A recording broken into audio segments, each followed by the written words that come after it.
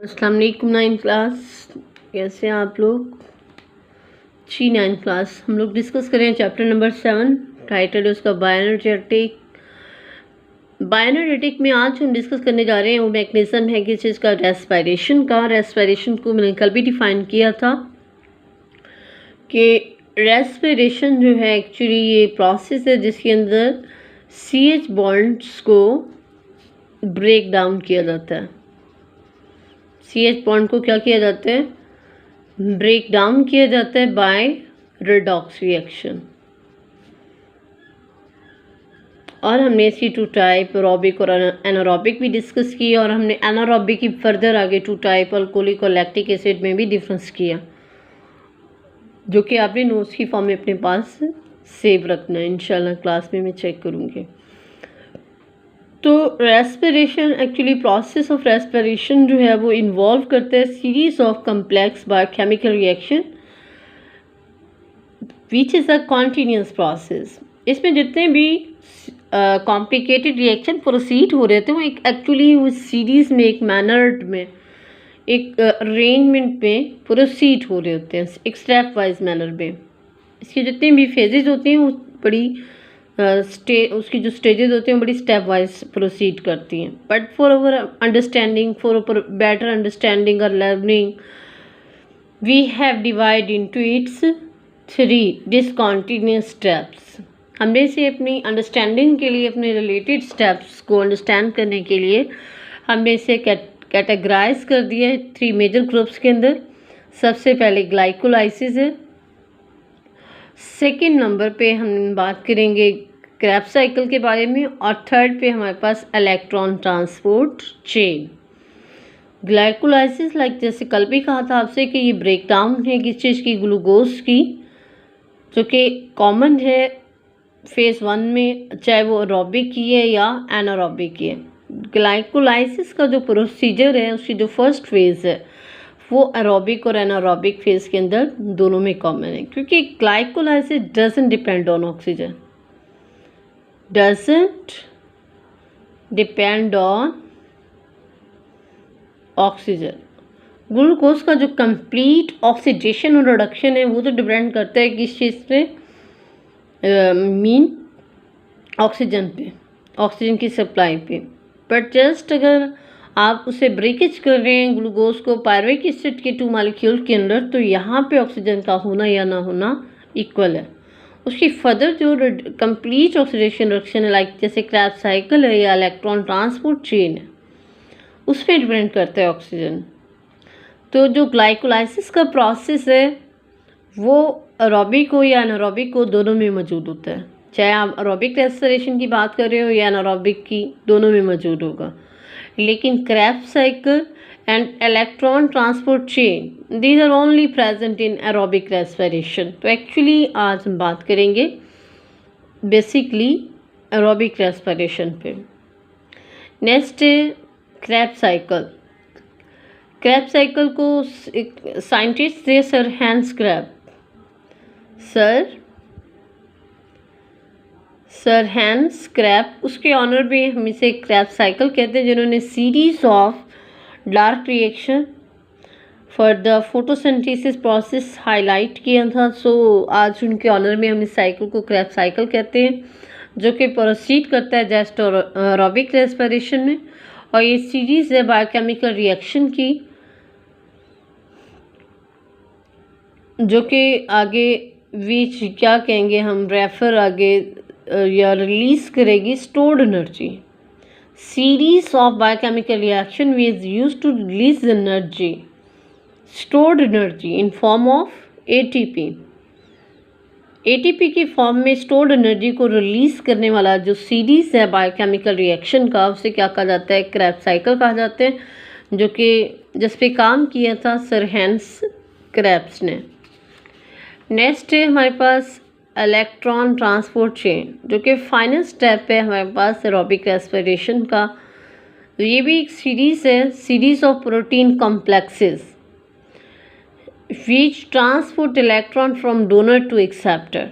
ये भी एक सीरीज है प्रोटीन कॉम्प्लेक्सेस की, जो कि ट्रांसपोर्ट ट्रांसफ़र करेंगे इलेक्ट्रॉन को इलेक्ट्रॉन कैरियर की फॉर्म में, कहाँ से, डोनर से एक्सेप्टर मीन जहाँ से इलेक्ट्रॉन का जो सोर्स है, जहाँ से इलेक्ट्रॉन रिलीज़ हो रहे हैं, वहाँ से जहाँ इलेक्ट्रॉन को कैप्चर किया जा रहा है फॉर मेकिंग एटीपी और मेकिंग वाटर, तो वहाँ तक वो जो एक चेन से पास होंगे इलेक्ट्रॉन, तो उसे क्या कहा जाएगा, इलेक्ट्रॉन ट्रांसपोर्ट चेन कहा जाएगा। तो ये तो थोड़ा हमारे पास थोड़ा सा स्टेप्स का, रेस्पिरेशन के स्टेप्स का थोड़ा सा इंट्रोडक्शन। थोड़ा सा हम इलेक्ट्रॉन ट्रांसपोर्ट चेन को ज़रा एक्सप्लेन कर लेते हैं। पहली बात तो ये फाइनल स्टेप है। सेलुलर रेस्पिरेशन का अक्सर आपसे पूछा जाता है कि फाइनल स्टेप कौन सा है, तो वो है आपके पास इलेक्ट्रॉन ट्रांसपोर्ट चेन। अक्सर एक और क्वेश्चन आता है कि मॉलिक्यूलर ऑक्सीजन जो है पार्टिसिपेट करती है किस आपके कौन सी मतलब फेज़ के अंदर, तो आपने इलेक्ट्रॉन ट्रांसपोर्ट चेन कहना है। वाटर की जो सिंथेसिस होती है वो भी कब होगी, इलेक्ट्रॉन ट्रांसपोर्ट चेन में। तो ये एक फाइनल स्टेप है जहाँ पे जो कि रिस्पॉन्सिबल होता है for transfer of electron on a ETC on a electron chain series. ये एक्चुअली इसे इलेक्ट्रॉन ट्रांसपोर्ट चेन क्यों कहा जाता है, क्योंकि ये इलेक्ट्रॉन को ट्रांसपोर्ट करता है एक चेन में, एक सीरीज़ में। और इसके अलावा यहाँ पे NADH एंड FADH2, ये जो मेगा जो एनर्जी के हमारे यूनिट्स हैं, इन्हें यूटिलाइज़ किया जाता है एनर्जी को रिलीज़ करने के लिए, ताकि इससे ATP बनाया जा सके। क्या बनाया जा सके, ATP। और इसके अलावा ये हाइड्रोजन आयन भी रिलीज़ करते हैं, लाइक जैसे ये हाइड्रोजन आयन मौजूद है यहाँ पे, तो ये हाइड्रोजन आयन और इलेक्ट्रॉन मॉलिक्यूलर ऑक्सीजन के साथ कंबाइन करते हुए फाइनल स्टेज पे क्या बना लेते हैं, वाटर। फाइनल स्टेज पे क्या देते हैं, हमें वाटर देते हैं।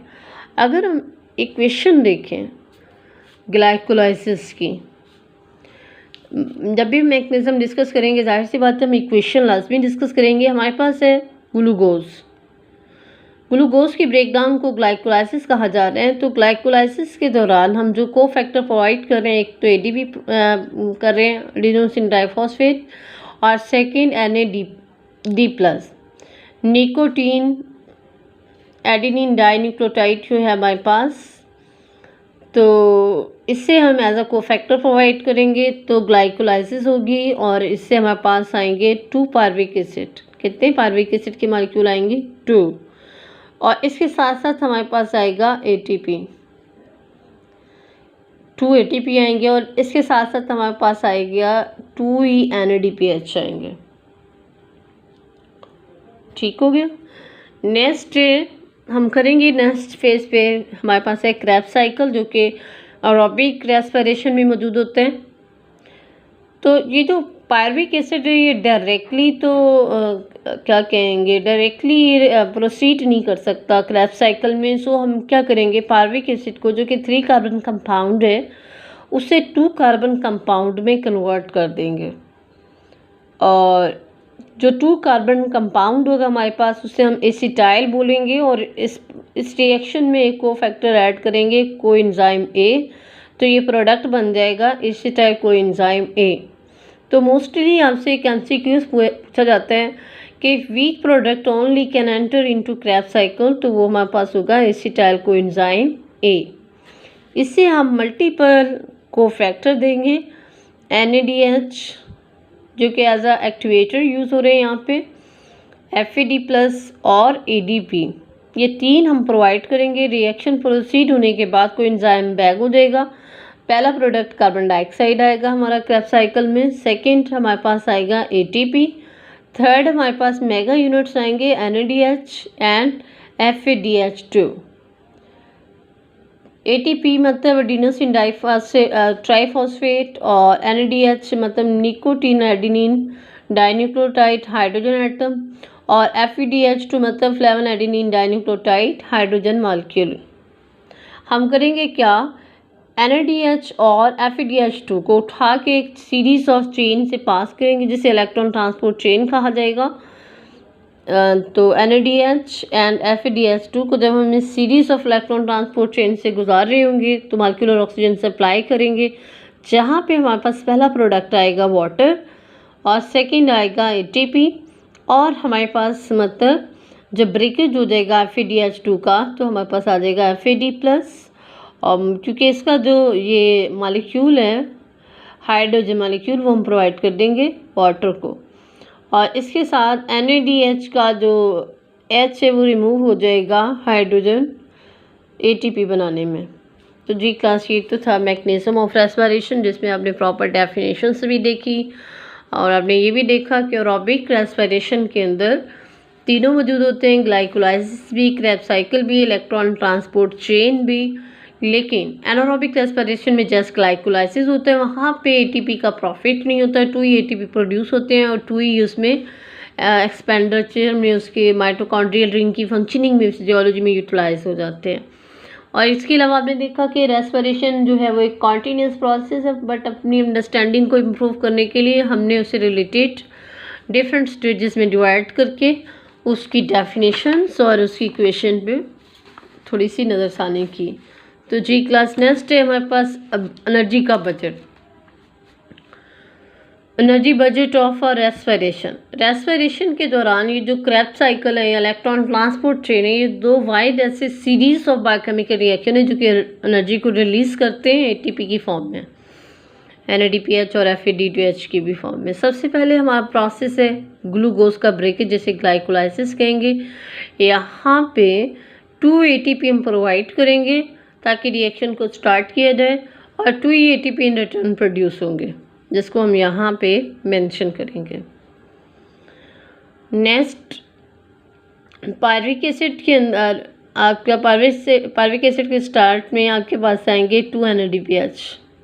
अगर आपके पास सपोज एक NADH है तो इसका मतलब है आपके पास 3 ATP है, और अगर आपके पास एक FADH है तो इट मीन आपके पास 2 ATP। ये हमने अपनी एनर्जी के बजट को कैलकुलेट करने के लिए फार्मूला बनाया है।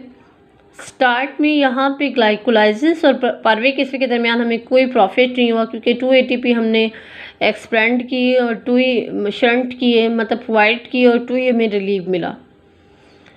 और उसके बाद पायरुविक एसिड के स्टार्ट में जब पायरुविक एसिड को 2 कार्बन कंपाउंड में हमने कन्वर्ट किया, प्रोडक्ट जो हमारे पास आया था एसिटाइल कोएंजाइम A, तो यहाँ पे जो NADPH हमारे पास आए 2, आपको मैंने अभी कहा कि 2 अगर NADPH हैं आपके, एक है तो 3 के इक्वल है, और अगर 2 हैं तो इट मीन के किसके इक्वल होंगे 6 के। लेकिन इसमें से 2 ATP जो होंगे वो यूटिलाइज हो जाएंगे यहाँ पे पायरुविक एसिड को एसिटाइल कोएंजाइम में कन्वर्ट करने में, तो रिमेनिंग जो हमारे पास ATP आएंगे वो 4 ATP होंगे। हम यहाँ पे 4 ATP मेंशन कर लेंगे एज अ प्रॉफिट। नेक्स्ट जो होगा पायरुविक एसिड एसिटाइल कोएंजाइम में कन्वर्ट होने के बाद NADPH जो हमारे पास 2 आएंगे, तो एक अगर 3 ATP के इक्वल है तो 2 किसके इक्वल होंगे 6 के, तो यहाँ 6 हमारे पास प्रॉफिट आ जाएंगे, क्योंकि यहाँ पे ग्लाइकोलाइसिस में जस्ट ATP यूज़ होता है। इसके बाद रिएक्शन स्टार्ट होने के बाद कोई भी इसमें फर्दर यूटिलाइजेशन नहीं होते। उसके बाद हमारे पास 6 जैसे ही हमारा एसिटाइल कोएंजाइम एंटर होगा क्रेब्स साइकिल में, तो NADPH 6 प्रोड्यूस होंगे, मतलब 18 ATP आ जाएंगे हमारे पास, 4 ATP, 6 ATP and 18। Final stage पे FADH2 आएंगे हमारे पास, तो हमारे पास 4 ATP आ जाएंगे। 4 6 10 10 4 14 और 18 हमारे पास हो जाएंगे 14 एंड 18, मतलब 20 10 32 और ये 2 हो जाएंगे हमारे पास 34 और ये 2 हो जाएंगे 36। तो टोटल जो प्रॉफिट होगा हमारा एरोबिक रेस्पिरेशन में वो 36 का होगा, और एनारोबिक रेस्पिरेशन में जस्ट 2 ATP का होगा। ये कंपेयर भी आप कर सकते हैं। तो जी क्लास ये तो था एनारोबिक रेस्पिरेशन और एरोबिक रेस्पिरेशन में बजट एनर्जी का। Hopefully you understand well. अगर कोई कन्फ्यूजन होगी तो इंशाल्लाह फिर हम क्लास में डिस्कस करेंगे। अपना ख्याल रखिएगा। क्लास, अल्लाह हाफिज़।